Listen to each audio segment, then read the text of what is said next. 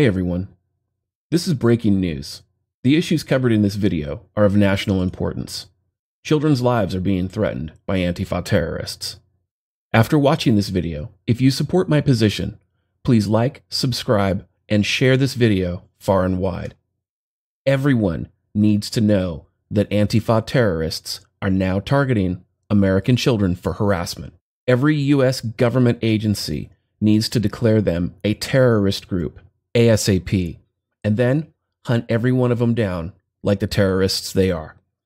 They're targeting children. By targeting children, Antifa admits that its organization is filled with psychopathic child predators. Over the last few days, we heard a story about a group of high school children who apparently were harassing a Native American at the Lincoln Memorial. Well, it actually turned out that the students were being harassed by an African American group called Black Israelites, and this Native American guy joined in the harassment. However, the mainstream media spun this story to paint these children out as the villains. As a result, these kids and their families have received numerous threats of violence, and some have even received death threats. Now, even though the left's narrative has been thoroughly debunked, and the world now knows these children were just standing their ground in the face of harassment, because they're white Americans who support our sitting president, Antifa-affiliated groups are now calling for violent protests at these children's school. By the way, harassing someone based on the color of their skin, nationality, and culture associated with it violates U.S. civil rights law. It's called national origin discrimination. These Antifa-affiliated groups and everyone who is harassing and calling for violence against these American children are violating their civil rights in violation of U.S. federal law. With that in mind, let's talk about tomorrow's Antifa protest and the facts surrounding it. According to the Gateway Pundit, on Friday, a group of high school boys from Kentucky went to the Lincoln Memorial after attending the March for Life. While standing at the memorial, a Native American activist, Nathan Phillips, approached the boys and started harassing them. Phillips, reportedly a Vietnam veteran, got up in one boy's face and started screaming and beating his drum inches from the boy's face. Phillips has a history of setting up similar incidents. According to one of the high school boys who was present, a group of black men were taunting the Trump supporters, calling them shooters and crackers, and said the white kids had everything given to them by their parents. According to a witness, it was at this point that a Native American man showed up out of nowhere and began drumming in the high school kid's face. We weren't even chanting at him. We were chanting at the African American guy. But obviously, social media made us look bad to get views and stuff, a witness said. The video shows the children were not chanting "Build the Wall," as Nathan reported. The media isn't interested in facts. They want to push their left-wing agenda, so they dox the high school children. The high school boy was doxed by the liberal fascist mob. The children have received death threats by violent leftists following the incident. And on Tuesday, a local Indian group and Antifa are planning a protest at the school. The American Indian Movement chapter of Indiana and Kentucky are planning a protest on Tuesday at Covington High School in Kentucky. 80 people have signed up to go harass the children some more at their Catholic school. And more importantly, Antifa terrorists also put out a notice to protest the Covington Catholic School on Tuesday. The radical leftist group wants to threaten children over a liberal media fake news story. This is pure evil. And I agree with the Gateway Pundit there. And it even says, this is part of the post here. It says, our accountability partner, American Indian Movement chapter of Indiana and Kentucky, is asking non-Indigenous and white co-conspirators to come to Park Hills, Kentucky on Tuesday, 1/22, to show solidarity with the Native elder who was harassed by Catholic schoolboys and their chaperones in an overt display of racism. Okay, that's not what happened at all. But again, these people don't give a shit about facts. But I think what's important is that these kids were doxxed. The article in the Wrap states, a GQ writer says he regrets a now-deleted tweet in which he called for the doxing of the Covington Catholic High School students involved in a confrontation with a Native American elder. In a statement to the Wrap, GQ's Nathan Friedman wrote, "It was an irresponsible and stupid tweet that happened in the heat of the moment because I was upset. It partially came from having been doxxed by MAGA people myself, but that's no excuse, and no one should wish that upon anyone else. It's counterproductive to say anything along those lines, and if you make yourself look like an irrational, mean idiot, you're playing right into their hands." Well, that's the problem. These people are not ruled by facts. They're ruled by their feelings. And they have just stirred up this huge pot of shit based on a fake news story. And this GQ writer completely fell for it. In fact, you know what? For doxing these children or for calling for their doxing, he should lose his job.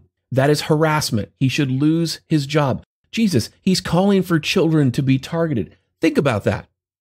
If you're a parent like I am, would you want your children targeted? Then Kathy Griffin, the chick that decided that she wanted to put Trump's severed head in a photo, she tweeted, P.S. The reply from the school was pathetic and impotent. Name these kids. I want names. Shame them. If you think these fuckers wouldn't dox you in a heartbeat, think again. Again, this woman is insane. I mean, we knew Kathy Griffin was insane, but obviously she hates children, especially if those children support the United States. She is committing national origin discrimination in violation of U.S. civil rights law. Think about that for a moment. According to local law enforcement, and this is from Fox 19 Now, extra security will be in place at Covington Catholic High School on Tuesday after threats were made against the school and its students. The American Indian Movement chapter of Indiana and Kentucky has also moved the location of its protest as a precaution from the school to the Diocese of Covington. The group says it understands the concerns about showing up outside the school itself. Our concern is the adults. We want to hold the administration, teachers, and seemingly absent chaperones accountable in this situation, Ames said in a Facebook post. And then Ames stated, we have seen the entire hour and 46-minute video and stand by Nathan Phillips. While this longer video gives a better context to the situation, it still does not absolve the boys of their behavior, Ames said. The Facebook post continues, Nathan Phillips is a respected elder. He stepped into what he saw was a tense situation between the Black Hebrew Israelites, who were yelling harmful things at natives, and the school group who were becoming increasingly worked up. The post goes on to say that even if the students did not create the initial situation, their behavior is still a problem. What they're saying is that if somebody's harassing you, don't respond. Just roll over and take it like a victim. They're saying that because these boys stood up for themselves and because they stood their ground, that somehow that was wrong. These kids were defending themselves. And in the United States, that's a right. You can defend yourself from someone who is harassing you. People do it all the time. The problem that these bigots have is that they don't want their victims to stand up for themselves, especially children. Children are supposed to be cowed. That's why we see this leftist communist indoctrination in all the schools. Yet these kids had backbone, and good for them. And frankly, fuck AIM and fuck the rest of them, because all they're trying to do is harass children. Now they're child predators. Don't tell me you have the moral high ground. You don't. You lost it. When you targeted children, when you became a child predator, you lost any moral high ground you had. Now, this is a new Antifa post from a different Antifa group that talks about the new address of where they're going to be protesting. And this is actually the address of the Archdiocese itself. And I confirmed that with this website right here. It says Diocese of Covington. It's got the same address. We'll go back and take a look at the other one. Yep, it's the same address. So the good news is, though, is as much as these people are bastards and they're preying on children for harassment and threats of violence and death, people are standing up. Two groups plan counter demonstrations Tuesday, and Northern Kentucky police say they are investigating threats against the Covington Catholic High School after videos of a confrontation went viral following marches in Washington, D.C. over the weekend. A Stand with Covington Catholic High School rally starts at 8 a.m. at the school, according to a Facebook post. These men need to be shown support and encouragement. Stop the harassment, the post says. Now, again, even though the footage of the video tried to make it appear, because it was deceptively edited, they tried to make it appear as though the children were harassing this Native American, later posted videos showed it was Phillips who walked up to Sandman and that the four self-proclaimed Black Israelites were standing nearby had been taunting the Cov Cath students with angry, racist shouts. Some students, like Sandman, were wearing Make America Great Again ball caps. Sandman's statement says that the students began to chant school spirit songs to drown out the insults from the Black Israelites. That sounds kind of like a Christian thing to do. I mean, it doesn't sound as though like these kids responded with harassment. They clearly didn't make any kind of racial statements or anything like that. But, again, you'll notice that it was the African Americans being racist against the white kids. It wasn't the other way around. And then you had a Native American who tried to incite these kids even further. Now, even though there are protests that are going to happen at the diocese and possibly the high school tomorrow, which, by the way, according to Antifa, they're going to start at, it looks like 10 a.m. Eastern time. There's going to be counter protests there as well, according to the news. And in addition, Poll got involved. The Proud Boys stated that they will be attending the Covington Catholic School protest to protect the students and counter protesters from Antifa and other violent left-wing hate groups. We hope you will join us. So at least the Proud Boys are attempting to stand up. And again, this is the group that are called racists. This is the group that's been painted as racist bigots. And yet here they are protecting children from racist harassment, from civil rights harassment. Now, the last thing I want to talk about is this. And again, I know that I'm kind of singing to the choir here, and I know probably nothing will be done, but we really need to talk about Twitter. You see, Twitter has policies against abusive behavior. We prohibit behavior that crosses the line into abuse, including behavior that harasses, intimidates, or uses fear to silence another user's voice. Factors we may take into consideration include, but are not limited to, whether the behavior is newsworthy and in the legitimate public interest. Abuse. You may not engage in targeted harassment of someone or incite other people to do so. We consider abusive behavior an attempt to harass, intimidate, or silence someone else's voice. You may not promote violence against, threaten, or harass other people on the basis of race, ethnicity, national origin, sexual orientation, gender identity, gender. Yeah, I know, I reverse those. Whatever. Religious affiliation, age, disability, or serious disease. Like, I don't know, you're a social justice warrior and you suffer from the SJW contagion, but whatever. Read more about our hateful conduct policy. Apparently their policy is pretty hateful. Whatever. Again, I'm not a grammar Nazi, but that was kind of funny. All right. Threats to expose or hack. You may not threaten to expose someone's private information or intimate media. You may also not threaten to hack or break into someone else's digital information or attempt to incentivize others to do so. Now, the reason that this is important is because Kathy Griffin did this. This GQ writer from The Wrap did this.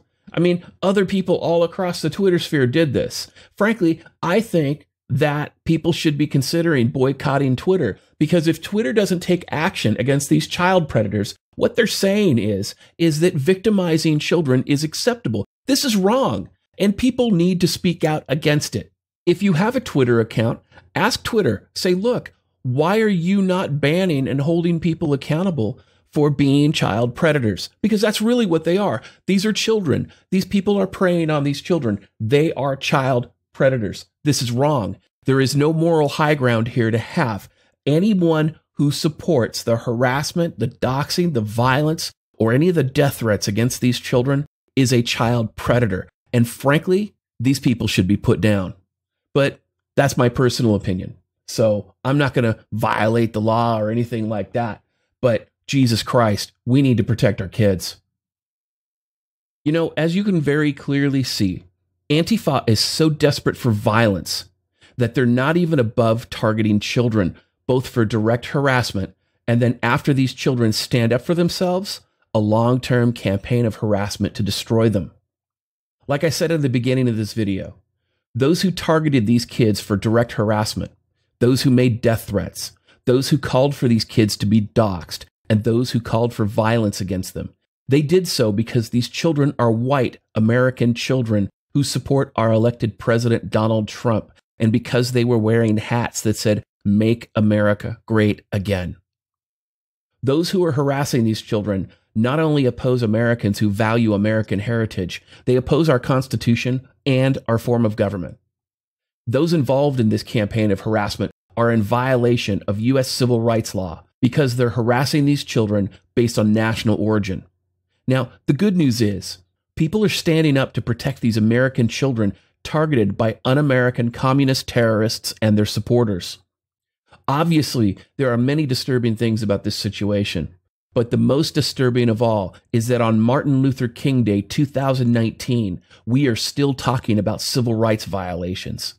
Though this time around, it's white Americans who are being discriminated against in violation of U.S. civil rights law based on the color of their skin, and their national origin. These child victims were wearing Make America Great Again hats, and they were harassed because of it. This is very clearly national origin discrimination, and now we have Antifa on record targeting children for terrorist violence. It's clear, and no one should ever forget, that Antifa will target anyone who opposes their agenda of the communist overthrow of the United States government, and even children who commit the crime of wearing clothing showing support for America is fair game. Targeting innocent children for violence is a bridge too far. And I call on everyone who has ever spoken out in support of Antifa or who funds Antifa to condemn this act of terroristic violence from these child predators. And frankly, I don't care what side of the issue you sit on. I don't care if you're left wing or you're right wing. If you can't see that targeting innocent children for terrorist violence is unacceptable, you're part of the problem. I'm DDJ, and this has been your dose of misandry today.